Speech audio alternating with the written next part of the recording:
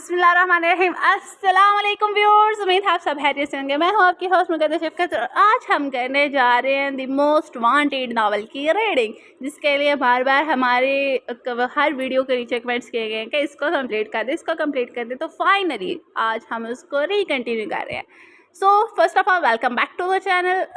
अगर आप चैनल पर नहीं हो तो सबसे पहले चैनल को सब्सक्राइब करो, बेल आइकन को लास्ट में हिट कीजिएगा। और अगर आपको एपिसोड नॉवल पसंद आए, मेरे बोलने का अंदाज पसंद आए, तो भी लाइक कमेंट एंड शेयर कीजिएगा। और हाँ जी, कभी एक दिन डिसाइड कर लेते हैं कि उसको ना थोड़ी टॉक शॉक करेंगे कमेंट बॉक्स में। तो सबसे पहले नावल नेम सुनो ना संगमरमर अस कलम हिना असद। तो शुरू करते हैं सबसे पहले एपिसोड को, 4th एपिसोड को। तो बेटा तुम्हारी सोच इन दो कबीलों के दरमियान दुश्मनी आंखों बुझा नहीं सकती। सरदार दिलावर बलोच और सरदार फलक बलोच की दुश्मनी को ख़त्म करना नामुमकिन है। तुम्हारी मोहब्बत से इनके सवालों की नफरत नहीं मिट सकती। लेकिन आपको कैसे पता चला कि मैं ये सोच रही हूँ? माँ भी बेटा, मैंने बेशक तुम्हें पैदा नहीं किया, मगर इतनी सी थी तुम जब मैं तुम्हें अपने हाथों में लिया था। तुम्हें मैंने अपनी बेटी की तरह पाला। और एक माँ अपने बच्चे के साथ बातें बिना कहे बिना सुन लेती है और समझ भी लेती है। लेकिन हादिया, कुछ दिनों से मैं डरने लगी हूँ। लेकिन क्यों मबी? हादिया, एक माँ अपनी बेटे की खुशी के साथ साथ इसकी ज़िंदगी भी चाहती है। मैं अपनी आंखों के सामने तुम्हें कुछ होते हुए नहीं देख पाऊंगी। अम्मा भी याद रखिएगा, एक दिन ऐसा आएगा जब वही होगा जैसा मैं सोच रही हूँ। आओ अंदर चले शाह साहब से मिलने। उन्होंने दरबार की सीढ़ियों पर कदम रखते हुए कहा। आप चलिए अम्मा भी, मैं आती हूँ। मीना के साथ ज़रा दरबार के बैरूनी हिस्सा देख लूँ। ठीक है, ज़्यादा दूर मत निकल जाना, मुझे भी शाह साहब से बात करनी है, मैं करके आती हूँ। अम्मा भी कहती हुई दरबार की सीढ़ियाँ चढ़ने लगी थी। अस्सलाम वालेकुम शाह साहब, कैसे हैं आप? उन्होंने इनकी खैरियत दरियाफ्त की। वालेकुम सलाम, शुक्र है इस परवरदिगार का। उन्होंने आजिज़ाना अंदाज़ में जवाबन कहा। कुछ रस्मी गुफ्तगू के बाद अम्मा भी असल मुद्दे की बात की तरफ आई थी। शाह साहब, हादगे की वजह से मैं बहुत परेशान हूँ। वो न जाने की राह बचाने निकली है। यही कि वो हाथ बलोच की मोहब्बत में मुबतला हो चुकी है। उन्होंने गोया अम्मा बीबी के सर पर धमाका कर। जी शाह साहब, लेकिन सरदार दिलावर बलोच और सरदार फलक बलोच इन दोनों के रिश्ते को कभी कबूल नहीं करेंगे। मैं जहाँ जानता हूँ, मैं अमीना अम्मा भी शाह साहब से क्या बात करने आई होंगी? कहीं हाथ के बारे में तो बात नहीं करने आई वो? अमीना ने अपने तय अंदाज़ा लगाया। हाँ, हो सकता है। हादिया सादा से अंदाज में बोली थी। सरोज के तारों ने धुन छेड़ी थी। हादिया की सरोज की तारों से आशनासी धुन निकलती हुई महसूस हुई थी। अमीना, ये तो वही गज़ल की धुन है ना जो इसने और मैंने हाथ में मुकम्मल की थी। हादिया इस सरोज की धुन के ताक़े में कदम उठाने लगी और इस और तेज़ी से बढ़ने लगी जहाँ इसे ये धुन सुनाई दे रही थी। हादिया, रुक जा। अमीना ने इसे पीछे से बात लगाई, मगर हादिया के कानों में तो इस दिलकश धुन के सिवा और कुछ सुनाई नहीं दे रहा था। वो एक तसम में डूबी बस दौड़ती चली जा रही थी। गुलाब हाथ में हो, आँख में सितारा, कोई वजूद मोहब्बत का इख्तियारा हो। मैं गहरे पानी की इस रो के साथ बहती रहूं। जजीरा हो के मुकाबल कोई किनारा हो। कभी कभार इसे देख लें कहीं मिलने। ये कब कहा था कि वो खुश बदन हमारा हो। कसूर हो तो हमारे हिसाब में लिख जाए। मोहब्बतों में जो एहसान हो तुम्हारा हो। इतनी रात गए कौन दस्तकी देगा। कहीं हवा का ही इसने ना रूप दहारा हो। उफ़क़ तो क्या है दर कहकशां बिछूं आए। मुसाफिरों को अगर चांद का इशारा हो। मैं अपने हिस्से के सुख जिसके नाम कर डालूं। कोई तो हो वो जो मुझे इस तरह का प्यारा हो। अगर वजूद में आहंग है तो वस्ल भी है। वो चाहे नज़्म का टुकड़ा के नस्ल पारा हो। हाँ, वो वही था। हादिया इसे जी भर के देखते हुए अपनी आंखों को सुराख करने लगे। वह तपते हुए सहरा में एक टेले पर बैठा सर झुकाए सरोज बजा रहा था। हादिया, किसी के करख्त आवाज़ पर हादिया, जो हाथ को सामने देकर अपने होशो आवाज़ बुला बैठी थी, इसने पलट कर देखा। वहाँ शमशेर बलोच अपने जालाल समेत खड़ा था। बेटा शमशेर, कौन है ये जो इतना मीठा सरोज बजा रहा है? अम्मा भी, अमीना और शाह साहब तीनों वहाँ पहुँच चुके थे। दूर बैठे हाथ को देखकर अम्मा भी ने शमशेर बलोच से इस्तफसार किया। हाथ अभी भी किसी सोच में गुम अपने रोज की धुन बजा रहा था। क्या पता अम्मा भी हमसे पूछे कि बंदूकों से निकलने वाली गोलियों की तड़तड़ाहट कैसे होती है। इस मौसीकी की आवाज़ से मेरा कोई लेना देना नहीं है। चले हैं घर चलते हैं। वह इन साहब को अपनी गाड़ी में बिठाए वापसी के रास्ते पर गामजार हो गया था। हादिया से गाड़ी के साइड मिरर पीछे छोड़ छूटता हुआ देखती रह गई थी। गांव के लोगों की कसीर तादाद इस वक्त वहाँ मौजूद अपने नए सरदार की दस्तबारबंदी की रस्म के लिए। इनमें ज़्यादातर लोग बलोच लोग शामिल थे। इस सहरा में इस वक्त गर्मी अपने जोमन पर थी, मगर वहाँ आए लोग शौक काबिल दीद था। अपने नए सरदार की इनकी मोहब्बत का सबूत था। जिस तरह सरदार फलक बलोच ने अपने इलाके की जिम्मेदारी बखूबी निभाई थी, इसी तरह की उम्मीद वो अपने नए सरदार यारम बलोच से भी रखते थे। तभी जोक दर जोक शामिल हुए थे। आज सरदार फलक बलोच की बरसों पुरानी दिली मुराद पूरी होने वाली थी और इनके बराबर में इनका बेटा आज इनकी जगह पर शान शौकत समेत फरजमान था, जिसके लिए आज ये महफिल सजाई गई थी। सरदार फलक बलोच के चेहरे की खुशी जीतनी थी, जबकि सरदार यारम बलोच बिल्कुल स्पॉट चेहरा लिए संजीदा सा शलवार कमीज में मजबूत शानों पर शाल ओढ़े, सर पर दस्तार पहने और सरमई आंखों में सुर्खी माइल ढोरे लिए जैसे जब्त के कड़े मराहल से गुजरा था। गनी मूछत अली नाबिला बाहम बवस थे, चेहरे पर हल्की सी वियर्ड इसकी वजाहत में मजीद असावाकारी थी। वो 6 फुट से निकलते कद का शानदार इंसान आज खुद को बेबस महसूस कर रहा था। और अपनी जगह से खड़ा हुआ, फिर अपने वाले फलक बलोच के सामने थोड़ा नीचे झुका तो उन्होंने इसके साथ खानदानी जद्दी पूछती दस्तार सजाते मोहब्बत भरे अंदाज में इसके चौड़े शाने पर थपकी दी। वो इनका गरूर था। दस्तार सर पर सजते ही लोगों की मुबारकबाद की आवाज़ें इसके कानों में सुनाई देने लगी। बेटा आपको हाथ हिलाकर मुतमईन करो, सरदार फलक बलोच ने इसके कान के करीब चेहरा किए सरगोशी नुमा आवाज़ में कहा तो इसने ज़बरदस्ती की मुस्कुराहट लबों पर सजाते हुए सामने मौजूद तमाम लोगों को इनकी मोहब्बतों हकीकत का जवाब हाथ हिला कर दिया था। 11 बलोच का सदका किया जा रहा था, जबकि वो सारे जगह बेजार से बैठा। लोग इसे उम्मीद रहे थे, अपने नई सरदार को मुबारकबाद दे रहे थे, लेकिन वो खामोश था, दिन ढाल गया था। सब ही वहीं से लौट गए थे। अब सिर्फ वहाँ सरदार फलक बलोच और सरदार यारम बलोच ही रह गए थे। अपने बाबा साईं के फैसले की वजह से नाराज़ हो उन्होंने यारम के शाने पर हाथ रख के पूछा था। यारम खामोश रहा। यारम मैं नहीं जानता मेरी कितनी ज़िंदगी रही है, मैं तो क्या कोई भी ये नहीं जानता कि वो अगला सांस ले भी पाएगा या नहीं। मैं चाहता हूँ हमारे इस इलाके को तुम जैसा पढ़ा लिखा बावकार सरदार मिले जो इनके लिए अच्छे फैसले कर सके। मेरा मान मेरा गुरूर हो तुम यारम। मैंने सोचा कि इस गांव के हज़ारों लोगों की ख्वाहिशात पूरी हो सकती हैं, लेकिन इसके लिए तुम्हें अपनी ख्वाहिशात की कुर्बानी देनी पड़ेगी। मैंने सोचा ये सौदा घाटे का नहीं होगा। क्या हुआ तो मेरे एक बेटे की ख्वाहिशात दांव पर लग जाएंगी, लेकिन इसके बदले देखो कितने लोगों की ख्वाहिशात पूरी हो जाएंगी जिन्हें तुम जैसा सरदार मिलेगा। वो फहर से सीना चौड़ा किए बोले थे। तुम करोगे ना हमारे गांव वालों के लिए काम? इन्हें तमाम सहूलियात फराम करने के सख्त रखते हो, दिमाग रखते हो, तो फिर अपने बाबा साईं का ये ख्वाब पूरा नहीं करोगे इस इलाके को तरक्की याफ्ता बनाने के लिए? उन्होंने अपमान भरे अंदाज में पूछा था। आप ठीक कह रहे हैं। इनकी बातें सुनकर 11 बलोच के लबों का कफल टूटा था, तो इसने इनकी हाँ में हाँ मिलाई। फलक बलोच के बुझे हुए चेहरे पर खुशी की लहर दौड़ गई थी। मैं बहुत खुश हूँ यार, मैं अब मैं मर भी जाऊँ तो कोई काम नहीं है, बस इतना बता दो कि अपने बाबा साईं से नाराज़ तो नहीं हो। मरना मुश्किल हो जाएगा। इसके शाने पर हाथ आकर बोले थे। बाबा साईं ऐसी फजूल बातें मत कीजिए वरना मैं सच में नाराज़ हो जाऊँगा। यारम बलोच ने चेहरे पर हफ्की लाई कहा। सरदार फलक बलोच मुस्कुरा कर इसे गला लगाया तो यारम ने भी इनके गिद्ध बाजू बांध दिया था। आई लव यू बाबा साईं, इसने मोहब्बत भरे अंदाज में कहा था। शाह साहब आप? हाथ बलोच जो सर झुकाए सरोज पर जा रहा था, इसकी नजर शाह साहब के नंगे पाँव पर बड़ी तो सर उठा कर नहीं देखा। सारे अंदाज में वहाँ मैं सहरा में तेज़ गर्म लो चलने लगी और रेत और मिट्टी उड़ने लगी। शाह साहब ऐसा क्यों लगता है जैसे बहुत बड़ा तूफान आने वाला है? आने नजरें दूर दूर तक नजर आते सहरा की जानिब दौड़ाते हुए कहा। एक छोटा सा तूफान आया था मगर तुम इससे बेखबर रहे। अभी एक और बहुत बड़ा तूफान आने वाला, न जाने कैसा सामना करोगे तुम इस तूफान का। उन्होंने ठहरे हुए अंदाज में कहा तो हाथ बलोच ने न समझी से इनकी तरफ देखा था। हाथ आज तुम्हारे सरोज की धुन में हादिया की गज़ल सुनी है, इसका क्या मतलब समझो मैं? मतलब तो आप जान ही चुके होंगे शाह साहब। मगर मैं तुम्हारे मुंह से सुनना चाहता हूँ इसकी सच्चाई। मेरा सच हादिया के अलावा कुछ नहीं। इसने साफ गोई से काम लिया। और हादिया क्या कहती है? उन्होंने तस्बीह के दाने को उंगली में रोककर सवाल किया। इसका सच भी सिर्फ हाथ बलोच है। वो अटल अंदाज में बोला। तुम दोनों ने जो फैसला लिया ये फैसला आसान नहीं है। इस रास्ते में बहुत सी दुश्वारियाँ हैं, बहुत सी कठिनाइयों का सामना करना पड़ेगा तुम दोनों को। मुझे यकीन है हमारी चाहत इन नफरत की दीवारों का सीना चीर देगी। मैं आज ही बाबा साईं से सरदार दिलावर बलोच के घर जाकर हादिया का रिश्ता मांगने के लिए बात करता हूँ। हाथ ने अपना फैसला शाह साहब को बताया, फिर वापसी के रास्ते की तरफ चल पड़ा था। अम्मा साईं मुझे आपसे एक ज़रूरी बात करनी है। सरदार शमशेर बलोच ने कुर्सी पर बैठते हुए संजीदगी से कहा। कहो बेटा क्या बात है? उन्होंने मोहब्बत से चूर आवाज़ में कहा। अम्मा साईं हर जवान बेटे की माँ को अपने घर में बहू लाने की जल्दी होती है ताकि वो अपनी जिम्मेदारियाँ अपनी बहू को सौंपकर खुद आराम के मजे चखे। क्या आपका सिर्फ ऐसी फिक्र लाहक थी? इसने हल्का मुस्कुराकर पूछा। क्यों मेरे शेर बेटे ने मेरे लिए कोई बहू तो नहीं तलाश कर ली जो आज अपनी ही शादी की ख्वाहिश का इजहार कर रहा है? बस कुछ ऐसा ही समझिए, कर लिया तलाश। और बंदूक शोल्डर से उतारकर सामने मेज पर रखते हुए बोला था। कौन है वो, जरा मुझे भी तो पता चले। उन्होंने इश्तियाक से पूछा। आप जानती हैं इसे? लो भला मैं कैसे जानूंगी इसको? आप मामा चांद के घर जाए मेरा रिश्ता लेके। सच? वो हैरानी और खुशमुली की मुली चिली काफियात में बोली थी। इसने आसमान में सारे लाया था। तुमने तो मेरे दिल की ख्वाहिश पूरी कर दी। मैं आज ही 22 साल के पास चली हवेली में जाती हूँ इनसे हादिया का हाथ मांगने। मुझे पूरी उम्मीद है 22 मुझे कभी इनकार नहीं करेंगे। वो मुस्कुराते हुए अपनी जगह से उठे और अपने कपड़े तैयार करने लगी जाने के लिए। एक गिलास पानी ला दे। आदिश बलोच सारा दिन गांव में घूमता रहा अपने बिजनेस शुरू करने के लिए किसी मौजूद जगह का इंतखाब करना। अभी गर्मी से निढाल हुए हवेली वापस आया तो सामने से गुजरती शादिया से पानी लाने को कहा। जी छोड़े सरदार, कहते हुए किचन की तरफ बढ़ गई थी। सस्सी और सस्सी, बड़ी सरदारनी ने मुझे चाय बना कर लाने को कहा है, मैं इनके लिए चाय बनाने लगी हूँ। तो ऐसा कर बार छोटे सरकार आए इन्हें पानी देकर। शासिया ने चूल्हा जलाकर इस पर चाय का पानी चढ़ाते हुए कहा। वो जो शाम के खाने के लिए चावल चुनने में मसरूफ थी, शासिया की बात सुनकर चौंक गई थी। दिल जोरों से धड़कने लगा। कहाँ खो गई सस्सी? झाबी छोटे सरदार इंतजार कर रहे होंगे ना। वो फ्रिज खोलकर इसमें से गिलास में पानी डालकर बाहर की तरफ बढ़ी। इसके कदम वाज़िया तौर पर कपा रहे थे। इसके डगमगाते हुए कदम आतिश बलोच के पास जाकर थाम गए। छोटे सरकार वो धीरे से बोली, इसकी आवाज़ में साफ जल्दी महसूस की जाती।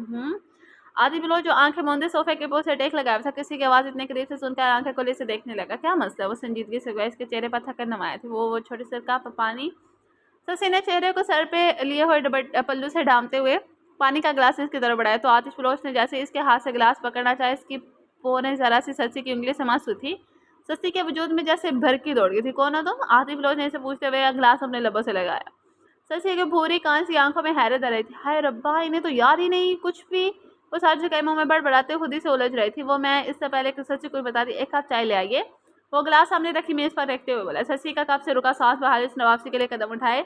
रुकिए। ससी ने अभी वो मुश्किल चंद ही कदम उठाए थे कि इसकी भारी सा हरंगेज आवाज के मानो जंजीर बांधे इसके कदम रोकते थे।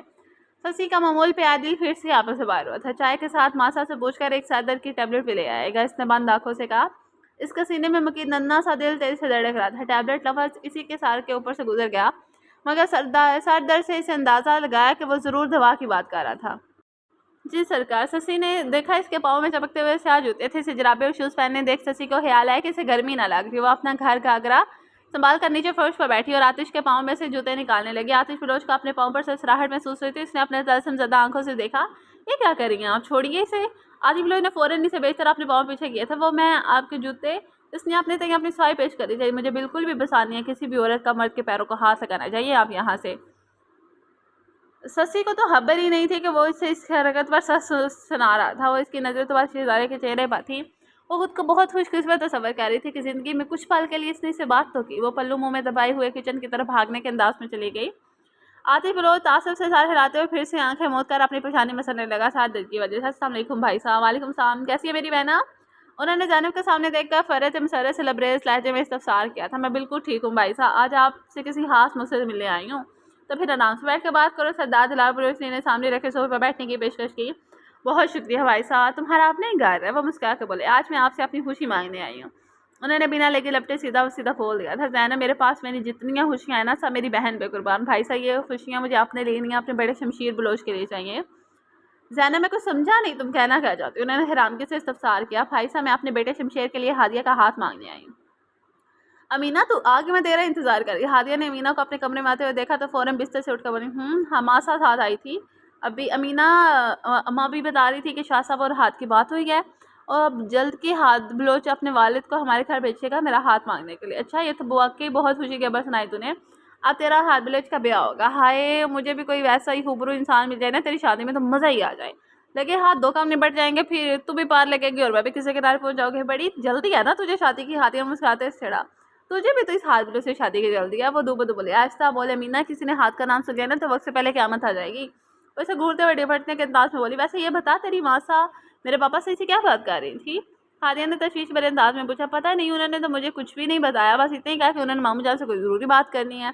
जैनब, शमशेर बलोच से ज़्यादा मुझे कोई अजीज़ नहीं और मुझे पूरा भरोसा है कि शमशेर बलोच मेरी हादिया को बहुत खुश रखेगा। ये सुनते ही जैनब के चेहरे पर खुशी की लहर दौड़ गई थी। अस्सलाम वालेकुम। हादिया और अमीना दोनों एक साथ आई थी। वालेकुम सलाम मेरी जान। क्या बात है फूफी साहब, आज आप बहुत खुश दिखाई दे रही हैं। आज मैं बहुत खुश हूँ क्योंकि मेरे भाई साहब ने मेरी खुशियों से मेरी झोली भर दे रही है। वाह बाबा सही, आपने बहुत अच्छा किया। आपने ही कहा था ना कि खुशियाँ बांटने से बढ़ती हैं। देखा जाए ना मेरी बेटी कितनी समझदार है। जी भाई साहब, बिल्कुल ठीक कहा आपने। शुक्र है अम्मा साहब तेरी खांसी ठीक हुई। रात तुझे इतना तेज बुखार था, रात तुझे घड़े के पानी से पट्टियाँ करती रही, वरना मार तो दिल बंद हो रहा था। इसके अंदाज में अम्मा साई के लिए मोहब्बत झलक रही थी। चल अब उठ कर दवा ले। वो इसकी तरफ आई थी। कब तो मन्ने ये बनहूस कड़ी हुई दवा खिलाती रहेगी? जुबैदा नहीफ ने कहा ज़दा आवाज़ में कहा। जब तक हमारी माँ सा पहले जैसी नहीं हो जाती। मुझे ना मेरी अम्मा सा डांटती, हुक्म चलाती, नसीहत करती अच्छे लागे से। जल्दी से ठीक हो जाना, वरना हमारे घर से ना घर की और हवेली दोनों के काम करना बड़ा मुश्किल हो जाता है। वो मासूमियत से आंखें बड़बड़ाते हुए बोली। अम्मा साहब, आपको पता है हमारी सखी अमीना की शादी तय हुई है अपने चाचे के बेटे से जो शहर रहता है। बहुत खुश है, आज इसकी मेहंदी है। अच्छा, तो फिर तू चली जाना। नहीं माँ साहब, थारे को छोड़ कर कहीं नहीं जाना, वो इनके पाँव दबाते हुए बोली थी। और अगर थारी माँ साहब तुझे छोड़कर चलेगी तो क्या करेगी? उन्होंने कहा तो ससी ने इनके लबों पर हाथ रखकर इन्हें मजीद बोलने से रोक दिया था। ना ही माँ साहब, ऐसा मत कह, वरना महाराज थारे सौ और है ही कौन। ना किया कर ऐसे दिल दुखाने वाली बातें। अल्लाह करे मेरी मासा को मेरी भी उम्र लग जावे। बस तुझे ब्याह तो ना एक बार, फिर मैं मार भी जाऊँ तो कोई काम ना होगा। वरना कहा ज़्यादा आवाज़ में बोली। अभी ना ही करना मुझे कोई ब्याह, ना पहले तू भली हो जा। अब बिस्तर से उठ जा मासा, थारे को पहले सा चलते फिरते देखना है हमारे को। ज़ुबैदा इसका नरोठी अंदाज पर नकाहत के बावजूद मुस्कुराने लगी। हमारी सस्सी, उन्होंने इसकी पेशानी चूम ली। ससी ने इनके गिर्द बाजू माइल कर दी थी। मासा आ गई हैं आप? वो इनके कमरे के दरवाजे पर खड़ा सवालिया अंदाज में पूछ रहा था। हाँ, थोड़ी देर पहले ही वापस आई हूँ मासा। हाँ, क्या बात है? मासा, आपको अच्छी तरह पता है कि मैं क्या पूछना चाहता हूँ। मुझे नहीं पता तुम क्या पूछना चाहते हो। वो मुबम सा मुस्कुरा कर बोली थी। मासा, आप मामू के घर गई थी ना? तो हाँ शमशेर, मैं वहीं गई थी। तो फिर क्या कहा उन्होंने? क्या कहना था भाई साहब ने? बस एक दूसरे का हाल सा पूछा और इधर उधर की बातें करते रहे। मासा, आप जरा नजरें मिला कर मुझे बताइए कि उन्होंने क्या जवाब दिया। इससे मुझे सबर नहीं हुआ तो इनका रूह अपनी तरफ मोड़ते बोला था, वही कहा जो तेरे दिल में था। मासा वो खुशी से जुम कर इनके गले लगा। वो खौफजदा हिरासा से घने जंगलों में अंधाधुंध भाग रही थी। वो मुसलसल भागते हुए थकने लगी थी और वो हाँफते हुए गहरे सांस लेने घने जंगलात में खो गई थी। इसे कोई राह सुझाई नहीं दे रही थी कि किधर जाए। जंगल वीरान सा, सुनसान सा, दरख्तों के पत्तों की सरसराहट महसूस हो रही थी। दूर से जंगली जानवरों की आवाज़ें सुनाई थी। तभी वो भागते हुए किसी शख्स के चौड़े सीने से टकराई। अलग थी वो किसी की महफूज पनाहों में समा गई। इसने चेहरा उठाकर देखा। चांद की रोशनी में से इस मेहरबान का चेहरा वाज़ेह दिखा रहे थे। इसकी आंखों की पुतलियां हैरत से साकर आई। इसने पीछे मुड़कर देखा। इसके भाई आदम का खून से लथपथ वजूद बेजान पड़ा था और इसके करीब इसका खून बिखरा पड़ा था। नहीं, वो करब से चीख मारे इस मेहरबान अजनबी के साथ लगे बेतहाशा दाढ़ी मारते हुए रोने लगी। नहीं नहीं नहीं, वो एकदम हड़बड़ा कर उठी।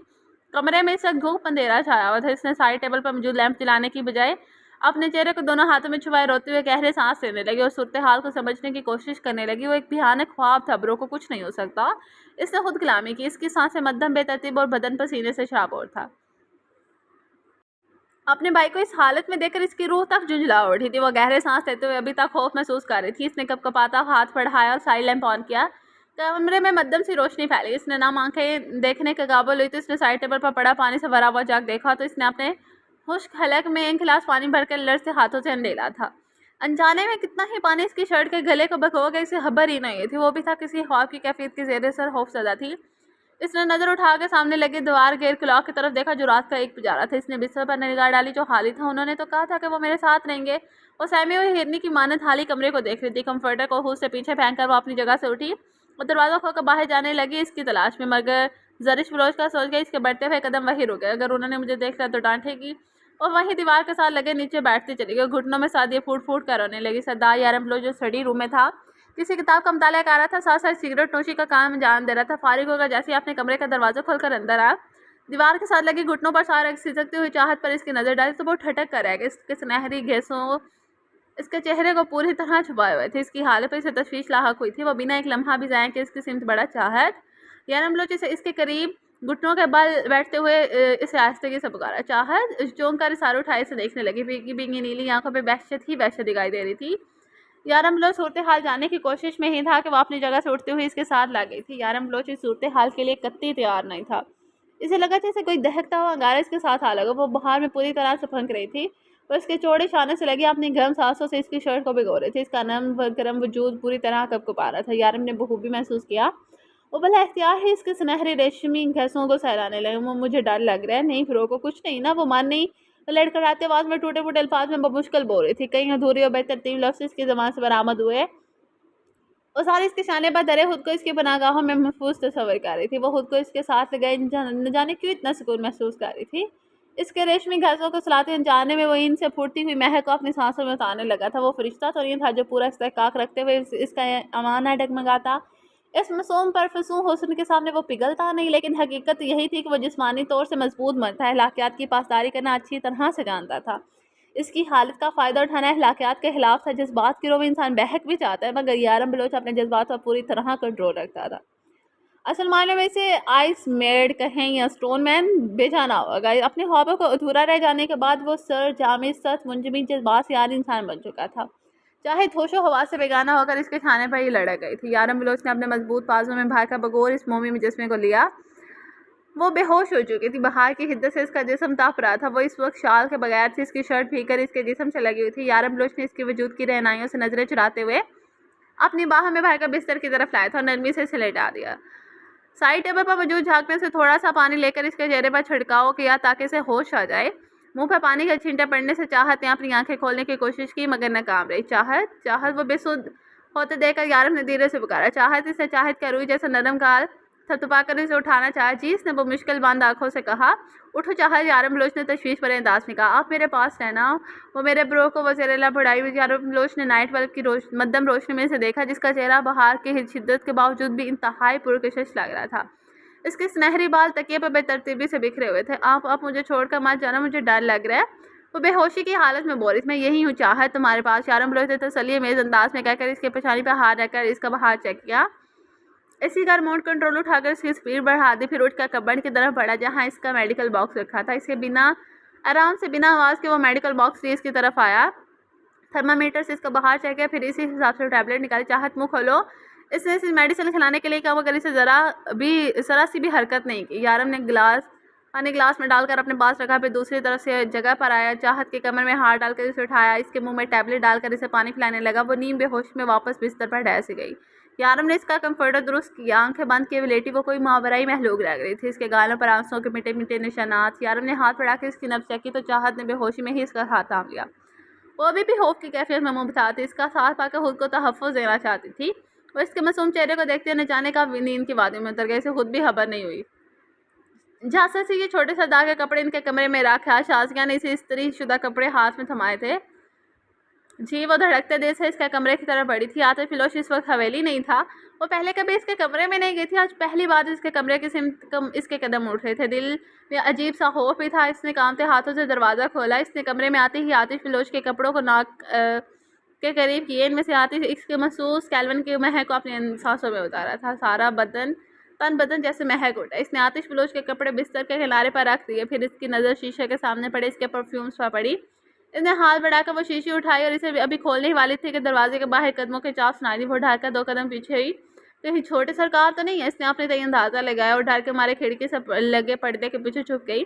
वो पूरी तरह कबकबा रही थी। तभी दहाड़ से दरवाज़ा खुला और आतिफ फिलोश अंदर आया। मोबाइल बिस्तर पर फेंका, फ्रेश होने के घर से वॉशरूम की तरफ बढ़ा कि इसकी नज़र खिड़की के पर्दे की ओर से झांकते गुस्से में मकीद पाँव पर पड़ी, जिसमें पाजेब भी पहनी गई थी। आतिश ने बिना एक लम्हा भी ज़ाये के 2 ही कदमों में वहाँ लिपकते हुए पर्दा उठा दिया। सस्सी इसके डर से आंखें नीचे झाँक सी खड़ी थी। दोनों हाथ पूछ पर बंधे थे। सस्सी की हालत यूं थी जैसे काटो तो बदन में लहू नहीं। चोरी करने आए थे तो मेरे कमरे में, वो सीधी आवाज़ में दहाड़ा। आतिफ फिलोश अपने नाम से उड़ बहुत धीमे और ठंडे मिजाज के इंसान, मगर जब कभी से गुस्सा आता तो इंतहाई लेवल का आता था। नहीं चोरी नहीं की जी। वो लड़खड़ाती हुई आवाज़ में मुझको बोली, ये पीछे हाथों में क्या छुपाया, दिखाओ मुझे। आतिफ फिलोश ने इसके कमर के पीछे से हाथ जाते हुए इसके हाथों को काबू किया। परफ्यूम की शीशी इसके कबाते हुए हाथों से छूटकर फर्श पर गिरी। चिकने फर्श पर गिरते ही वो छिनाके की आवाज़ से टूटकर किचन में मुनकसम हो गई। सारा कमरा इस कैल्विन की महक उठा था।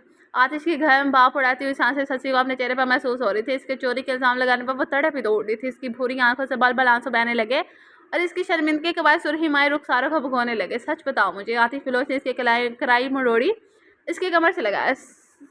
इसकी मजबूत ग्रिप पर सस्सी के मुँह से सिस्कार ही निकली थी। वो कुछ नहीं बोली अपनी सफाई में, ज़बान पर तो जैसे कफल लग चुके थे। वो महज नफ़ी में सारे नाने। आतिफ फिलोश की नज़र इसके चेहरे पर थी। इसने सस्सी की बिलोरी नैना से आंसू रवा देखे तो ठटक कर रह गया। कैसे इल्तिजा थी इसकी आंखों में, कैसे शिकवे थे। वो इसकी भीगी आंखों से नजरें ना हटा पाया। माफ़ कर दो सरकार, वो रंधी हुई आवाज़ में बोली तो आतिश की गिरफ्त ढीली बड़ी थी। सस्सी इसके हाथों से आज़ादी पाते ही बिना रुके दौड़ने के अंदाज में इसके कमरे से बाहर निकल दी। जैसे ही सस्सी रोती हुई आतिफ फिलोश के कमरे से बाहर निकली, वो दूसरे से कमरे निकलती हुई चाकर से टकराई थी। माफ़ी सरदारनी जी, इसने भी अपने भीगे गालों का हथेली के मुँह से रगड़ते हुए माजर खाना अंदाज में कहा था। चाहा जो यारम को ढूंढने के लिए कमरे से बाहर निकली, सस्सी से टकराने से हिल कर इट्स ओके, डजंट मैटर चाहत के मुंह से बेख्तियार निकला था। सस्सी ने बड़ी गिलाफ की आंखों में हैरत में इसकी बात को समझने की कोशिश की। आप रो क्यों रही थी? चाहत ने मासूमियत से पूछा। नहीं कुछ नहीं। सस्सी ने नफी में सारे लाया। बताओ ना प्लीज़, तुम्हें भी मेरी तरह डर लग रहा है? चाहत ने अपनी रात वाली हालत याद करते पूछा। नहीं सरदारनी साहब, मुझे डर नहीं लगता किसी से भी। आपकी बार वो चाहत के इतने प्यार से बात करने पर खुद को संभाल कर नॉर्मल लहजे में बोली, मैं ना अपने रूम में अकेली बोर हो जाती हूँ, तो मेरे दोस्त बनोगे, फिर हम ज़्यादा सी बातें करेंगे मिलकर। चाहत ने इसे दोस्ती की पेशकश की और इससे आग भरे अंदाज में इसके जवाब की मुंतजर थी। सरदारनी साहब तो बड़े लोग हैं ना, और हम ठहरे छोटी जात, भला हमारी दोस्ती का क्या जोड़। वो सरदार बैठ कर धीमे से बोली, आओ इधर बैठ कर बात करते हैं। वो दोनों लाउंज में उतरने वाली सीढ़ियों में से पहली सीढ़ी पर एक साथ बैठ गई थी। पहले बताओ मुझे, वो गुस्सा करने वाली आंटी कहाँ है? चाहत इधर उधर नजर दौड़ाते हुए पूछा। कौन? सस्सी ने भोर से कहा। वही जो जोर से बोलती है। चाहत के इनका नाम नहीं पता था। आप कहीं वड्डी सरदारनी का तो नहीं पूछ रही? सस्सी ने अंदाजा चाहत ने स्वाद में सर हिलाया। वो तो जी अपने कमरे में आराम करनी है। ओह अच्छा, वो थोड़ी रिलैक्स हुई थी। चलो अब तुम मुझे ये बताओ कि तुम क्यों रो रही थी? आपने कभी प्यार किया सरदारनी जी? वो इसके सवाल का जवाब दिए बिना किसी ख्याल में खोए वाली थी। पहले तो तुम मुझे ये सरदारनी ना बोले, मुझे अच्छा नहीं लगता। पता है मेरे ब्रो, मतलब मेरे भाई ना मुझे चाह कहते थे। कितनी देर हो गई किसी ने मुझे इस नाम से नहीं बुलाया, तुम भी मुझे चाह कहो। ठीक है, वो मुस्कुरा कर बोली। चले ठीक है चाह। ससी ने हल्के फुल्के अंदाज में कहा। इसे ये घुड़िया जैसी लड़की बड़ी भाई थी और तुमने पूछा प्यार के बारे में तो मैं तो ना अपने ब्रो से बहुत ज़्यादा प्यार करती हूँ। इसने बहुत लंबा खींच का कहा, नहीं जी घर वाले से प्यार नहीं, वो वाला प्यार जो हमें किसी और से हो जाता है। शशि भी शर्माते हुए पूछ रही थी, और किससे होता है? इसने मसमसे में डाल दिया था, इसे थारे को यारम सरदार से प्यार हुआ था तभी शादी की होगी ना। शशि ने मुस्कुरा कर कहा, वही प्यार जो बीवी को शोहर से होता है। चाहत की आंखों के सामने मोबाइल पर चलने वाली शोहर और बीवी के रिलेशनशिप के मनाजिर लहराए तो इसने शर्म से अपनी आंखों पर दोनों हाथ रखे। मैं अभी वो प्यार नहीं करती किसी से, मुझे डर लगता है। इसने शशि के कान के करीब चेहरा ले जाते हुए रास्ताना अंदाज में बताया। शशि भी लाभ दांतों तले दबाकर चबाने, तुम्हें प्यार हुआ है? चाहत ने इसे मुस्कुराते हुए देखकर सवाल किया। शशि के मुस्कुराते लब यह लेकर सिमट गए थे। इसने गहरा सांस लिया, किसी को बताएंगी तो नहीं ना? इसने चाहत की तरफ देखकर सवालिया नजर से पूछा। नहीं। इसने शशि का हाथ पकड़ कर कहा। शशि को इसके वादे करने के अंदाज से थोड़ी दहाड़स मिली थी। इन्हें पहली नज़र देखते मेरे दिल ने मुझे धोखा दे दिया। मैं इनको देखती डोर की माने दिन की तरफ खींचती चली गई, अंजाम की परवाह किए बगैर कि वो आसमान पर चमकने वाला सितारा है, मैं इनके कदमों की धूल। और शहजादे और मैं कम जात। वो हिम्मत में चमा के फिर बोले, मैं जानती हूँ मैंने बहुत ऊंचे ऊंचे ख्वाब देख लिए हैं जिनकी कोई ताबीर नहीं है जी, मगर क्या करूँ, ख्वाब तो ख्वाब होते हैं ना, कोई भी देख सकते हैं। वो पर्सनलगी से बोला, कौन है वो? चाहत ने जंबे से इसे देखते हुए पूछा कि बलाहर वो कौन है जी जिसके लिए वो इतनी शिद्दत रखती थी? मारा इश्क सरदार आतिश बलोच है। इसने ऐसा इंकशाफ किया था कि चाहत ने चौंका शशि के अफसरदा चेहरे को देखा। इनके पीछे जो सरदार आतिश बलोच आन खड़ा हुआ था साकित, तो वो भी रह गया था। इनका वजूद तो गोया जलजलों की जद में था। अभी थोड़ी देर पहले एक गरीब लड़की पे की गई ज़्यादतियों पर सिर्फ अफसोस हुआ था। वो इसे माजरत करने की घर से बाहर आया था। इस लड़के को अपनी भाभी के साथ बैठे बातें करते देखो वो वहीं रुका था। वो जो चौंका देने वाले इंकशाफ इसके कानों ने सुना था, इसे अभी तक यकीन नहीं आता। शशि और चाहत बिना मुड़े अपनी बातों में मगन थी। दिल कब इनके संग हुआ हमारे को पता ही ना चला। मैं भी इन लोगों में से हूँ जो रोज़ चलते हैं, रोज़ खुद से लड़ते हैं, उससे लड़ के कभी जीत जाते हैं और कभी हार जाते हैं। जुबान पर हर्फ नहीं लाते, लेकिन दिल में मोहब्बत का तूफान लिए फिरते हैं। अपने होठों को सिए दिल के दर्द को दिल में दबा लेती हूँ। कोई शिकवा नहीं करती, मोहब्बत करके सब्र की इंतहा कर दी है। मोहब्बत इंसान को बहुत ताकतवर बना देती है। हमारे को भी मोहब्बत ने बहुत मजबूत बना दिया है। वो ठहरे हुए अंदाज में बोले, तुमने बताया नहीं इन्हें? चाहत से रंजीदा देखा पूछा, अगर वो आती से इतनी मोहब्बत करती तो इसे बताती क्यों नहीं है? मैं क्यों बताऊँ इन्हें